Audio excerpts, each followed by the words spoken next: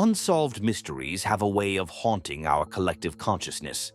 But what's truly fascinating is how these cases have fundamentally changed the way society approaches crime and investigation. Today, we're exploring some of the most baffling cases that remain unsolved, despite decades of intense scrutiny. You know what's remarkable about these cases?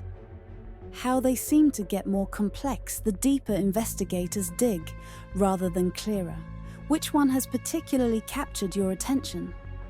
The Black Dahlia case from 1947 keeps me up at night. Elizabeth Short's murder wasn't just a crime, it was staged like some macabre theater production. The killer meticulously cleaned her body, drained it of blood, and posed it with surgical precision. What's often overlooked is that the crime scene showed evidence of medical knowledge. That's exactly what makes it so chilling. The clinical nature of it all. The killer even bisected her body between vertebrae, suggesting anatomical expertise. Have you looked into the strange letters the killer sent to the press afterward?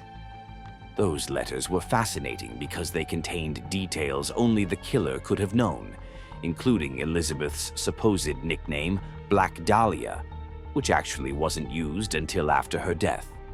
Speaking of taunting letters, the Zodiac killer elevated that to an art form, sending encrypted messages that took decades to crack. The psychological warfare aspect of the Zodiac case is incredible. The 340 cipher remained unbroken for 51 years until 2020. Even then, it just revealed more of his twisted game playing rather than his identity. Well, here's something most people don't realize. The Zodiac's letters contained a consistent mathematical pattern that some cryptographers believe was intentionally designed to never be fully solved. He was playing a long game that extended far beyond his actual crimes. The way these killers manipulated public attention is fascinating. It reminds me of the Sodder children case. How the mystery grew larger over time rather than fading away. The Sodder case is particularly haunting because of all the strange events leading up to that Christmas Eve fire. The family had received threatening phone calls, their phone lines were cut, their trucks wouldn't start, and their ladder vanished. But here's the kicker. No human remains were found in the ashes, despite the fire not being hot enough to completely consume bone. And then there's that mysterious photograph that arrived years later, supposedly showing one of the missing children as an adult. The family hired multiple private investigators over the decades, right? They spent their entire life savings searching for answers. George Sodder even bulldozed the site and kept it as an empty lot with a billboard asking for information. But let's talk about the Isdal woman. Now there's a case that reads like a Cold War spy thriller. Oh man, the Isdal woman case is incredible. 8 fake passports, multiple identities, and she was tracking something or someone across Europe. The authorities seemed almost too eager to close that case quickly. What's fascinating is that recent isotope analysis of her teeth showed she likely grew up in Nuremberg during World War II. And get this, witnesses reported seeing her with 2 men in dark suits just days before her death. But these men were never identified or found. The level of detail in erasing her identity is remarkable. Even the labels in her suitcase had been removed with surgical precision. But what really gets me is how the Norwegian authorities handle it.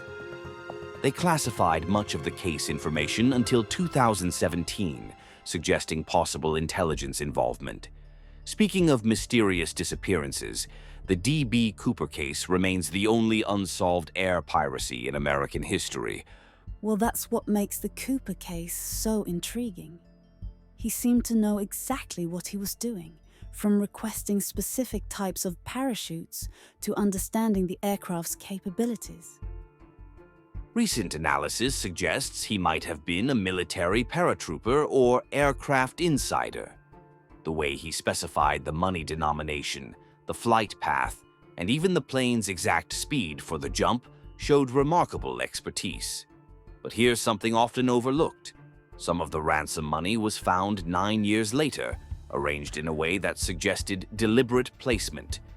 That money find on the banks of the Columbia River just deepened the mystery. Do you think he survived the jump? The FBI's latest analysis suggests it was possible, especially given the discovery that he likely jumped earlier in the flight path than initially thought. But let's talk about the John Benet Ramsey case. Another mystery that seems to have every piece needed for solution, yet remains unsolved. The ransom note in that case is one of the strangest pieces of evidence I've ever encountered in true crime. 2.5 pages long, written on paper from the house, with movie quotes and oddly specific demands. And recent handwriting analysis has revealed something fascinating. The writer appeared to be deliberately disguising their handwriting in some parts, while writing naturally in others. The note took at least 21 minutes to write, which seems bizarre for a kidnapping scenario. That's such a crucial detail. Who spends that much time writing a ransom note in the victim's house? It completely challenges the traditional kidnapping narrative. These cases all share a common thread. They challenge our assumptions about human behavior and the limits of investigation.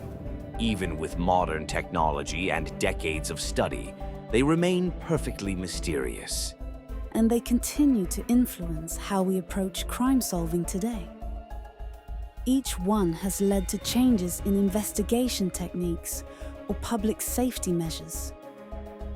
Perhaps that's their real legacy, not just as unsolved mysteries, but as catalysts for change in how we protect ourselves and investigate crimes. Sometimes the questions they raise are as important as the answers we seek.